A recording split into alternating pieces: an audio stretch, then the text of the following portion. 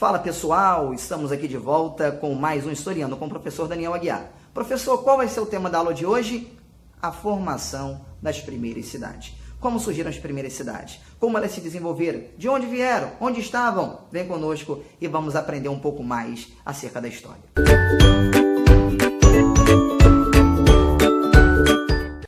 Tudo isso deveu-se à prática da agricultura. Isso, a agricultura foi revolucionador no quesito estabelecimento do homem e desenvolvimento de suas tribos, aldeias, comunidades, até dar início às primeiras cidades.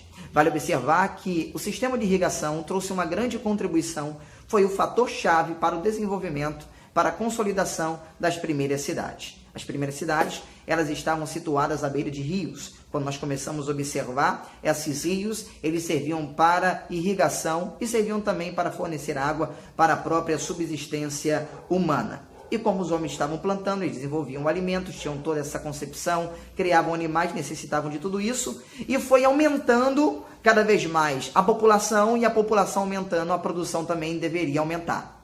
E nesse quesito, nós observamos que as aldeias, elas estavam muito grandes, elas se uniram e deram origem às cidades. Vale lembrar que as cidades, elas eram numerosas, elas eram grandiosas, não se compara às cidades contemporâneas, mas para a sua época, elas eram extremamente desenvolvidas. Vamos salientar aqui alguns pontos. Principalmente na região da Mesopotâmia, conhecida como berço da civilização, nós temos o desenvolvimento das primeiras cidades. Que cidades eram essas? Vou citar algumas. Ur, Uruk, Nippur, Lagash. Só para termos conhecimento, Ur é uma cidade muito conhecida na Bíblia Sagrada, porque foi a cidade do patriarca Abraão, porque foi a cidade do patriarca Jó. Então nós temos ali na Bíblia Sagrada já uma narrativa apresentando um pouco mais acerca dessa palavra, dessa cidade. Então podemos observar que ela era muito antiga. Temos também na China o desenvolvimento das primeiras cidades.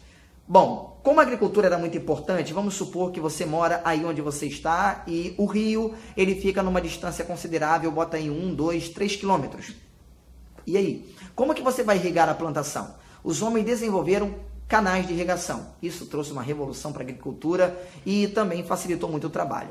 Imagine você daqui indo buscar lá longe, sabe? Como tem a musiquinha lá no Itororó, buscar água e trazendo no balde para irrigar a plantação. Vai ser muito estressante. Os homens construíam canais de irrigação. Como assim? Eram valas que eles criavam desviando o curso do rio numa intensidade menor. E esses canais, essas valas iam passando assim pela agricultura.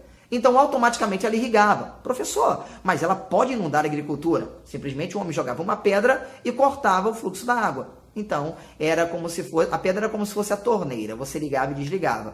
E o homem mantinha aquela plantação sempre irrigada. E as cidades que eram sempre perto de rios, elas tinham o curso do rio desviado, possuíam água constantemente, começaram a desenvolver também, a construir diques, cisternas, sabe? E, a partir disso daí, os homens começam a se estabelecerem cada vez mais. Casas vão sendo construídas, casas no quesito alvenaria mesmo, os homens vão se desenvolvendo e, com o passar do tempo, tudo começa a aumentar. Por quê? Enquanto a família A está ali governando, plantando, a família A está desenvolvendo a sua agricultura, vamos supor que eu planto sei lá, milho, o outro planta tomate, o outro planta arroz, sabe? E todo mundo está ali colaborando. Legal. A partir daí surge o comércio. O que é o comércio? O comércio é troca. Você vai numa loja, vamos lá, você vai numa lanchonete, você troca o lanche pelo dinheiro. Você dá o dinheiro, aliás, de troca pelo lanche. Se não tiver o dinheiro também, a moeda de troca. O comércio, ele surge como troca. E como que ele surgiu como troca? Simples. O excedente. Excedente. O que sobrava era negociado.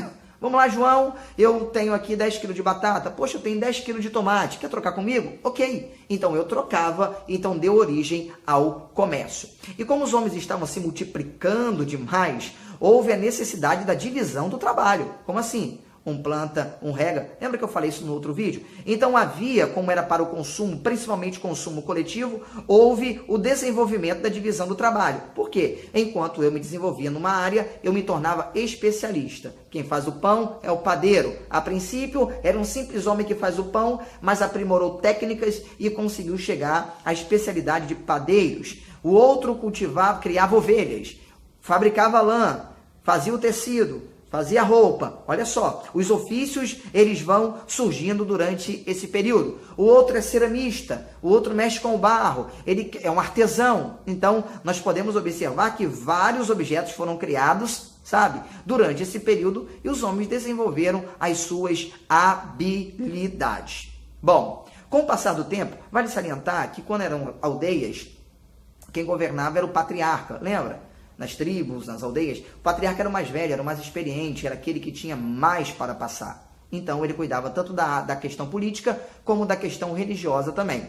Quando as cidades surgiram, as famílias mais numerosas se tornavam automaticamente mais poderosas. Por quê? Quanto mais numerosas, mais filhos para o trabalho na agricultura, na criação de animais, mais rentabilidade, mais poder. Na hora de uma votação, os parentes votavam nele e ele ganhava a eleição. Então, nós temos as famílias mais poderosas governando, e esse tipo de rei não era ainda conceituado como rei, mas era de uma família poderosa. Ele estava sob a seguinte responsabilidade: controlar a produção durante aquele período, a produção de alimento, construir obras públicas, proteger a sua cidade. Era uma espécie de rei. Então, ele começa a se desenvolver durante esse período. E quem trabalhava para o rei? Quem era o súdito do rei? Bom, quem eram os seus súditos? Ele convocava pessoas para trabalhar para ele, recebendo proteção, recebendo algumas garantias, e automaticamente essas pessoas voluntariamente se tornavam serviçais daquilo que posteriormente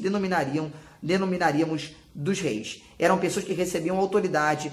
Um exemplo, você vai ficar fiscalizando obra pública, você vai ficar fiscalizando a agricultura, é igual o ministro da Educação, da Saúde, da Fazenda. Então, nós temos ali a delimitação daquilo que conhecemos até chegar à concepção de rei, quando o palácio é estabelecido como centro de toda formação, de toda informação, ou seja, já não é mais uma cidade, é aquilo que nós conhecemos como Estado, porque é uma completude organizacional durante aquele período. Até que, em cerca de 4.000 anos antes de Cristo, o homem desenvolve a escrita, as primeiras escritas chamadas escritas cuneiformes, que eram feitas em tabuletas de barro em forma de cunha. Então, pegava-se o barro ainda cru, não estava seco, e escrevia ali em forma de cunha, tipo carimbo, e fazia-se, depois que secava, uma página. E os homens começavam a desenvolver a escrita, principalmente para facilitar essa organização que nós conhecemos como Estado. Então, tinha que ter registro de quanto da agricultura, registro dos animais, registro de colheita, de imposto, de tudo isso.